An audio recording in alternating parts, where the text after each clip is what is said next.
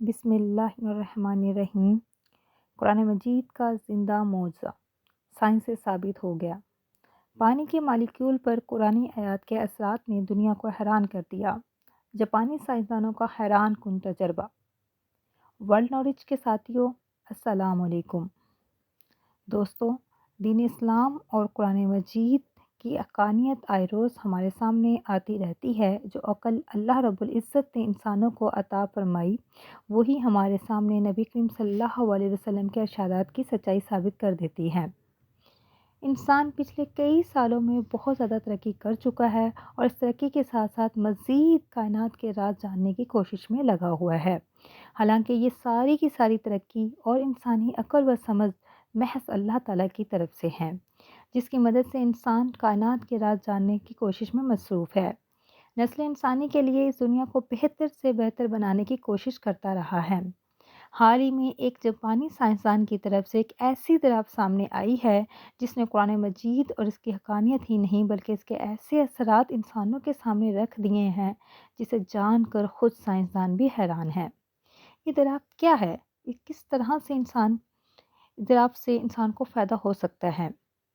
اللہ رب العزت کے اس پاک کلام قرآن پاک میں انسانوں کے لیے صرف ہدایت اور کائناتی راز ہی موجود نہیں بلکہ انسانوں کے لیے شفا بھی موجود ہے۔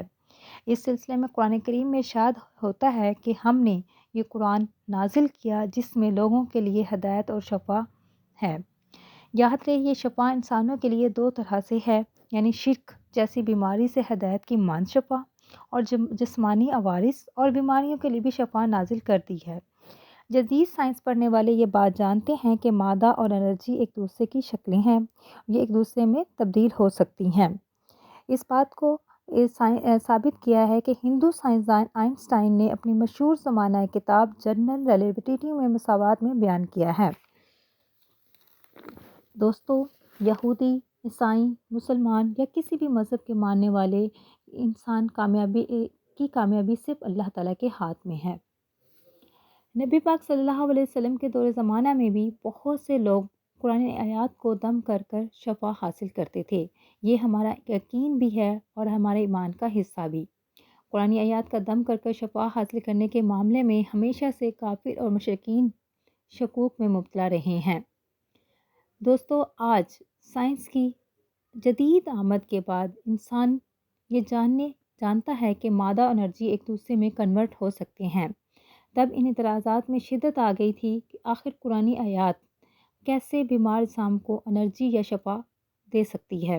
الحمدللہ، ہم مسلمانوں کا یہ عقیدہ ہے کہ ہم اس عقیدے کی وجہ سے شفا ملتی ہے۔ حال ہی میں ایک جاپانی سائنسدان جس کا نام مسارو ایموٹو ہے، پانی کے اوپر انہوں نے تجربہ کیا۔ انہوں نے بتایا کہ میں نے تمام مذاہب میں پائی جانے والی مذہبی چیزوں کو پانی کے اوپر ٹیسٹ کیا، مگر پانی پر کوئی فرق نہیں پڑا۔ پھر اس نے پانی کے اوپر قرآنی آیات کو ٹیسٹ کیا، کیونکہ وہ جانتا تھا کہ مسلمان پانی پیتے اور کھانا کھاتے وقت بسم اللہ پڑھتے ہیں۔ انہوں نے کہا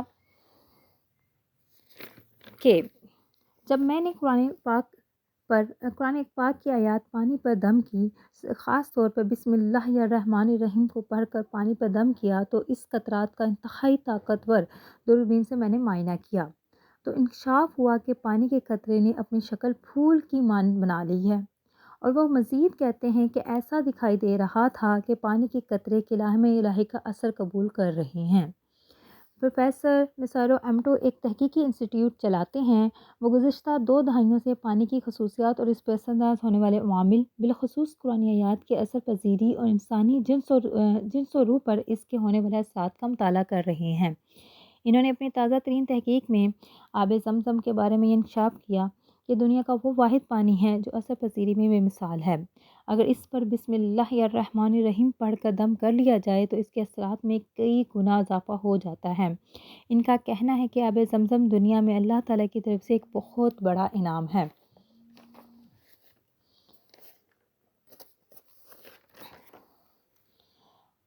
اب تک کی پیش رفت سے یہ بات ثابت ہو چکی ہے کہ قرآن آیات پڑھنے سے پانی کے قطرات پہ فرق پڑتا ہے، اور سائنسسٹ یہ بات جان چکے ہیں۔ زندگی کی بقا کے لیے پانی ضروری ہے۔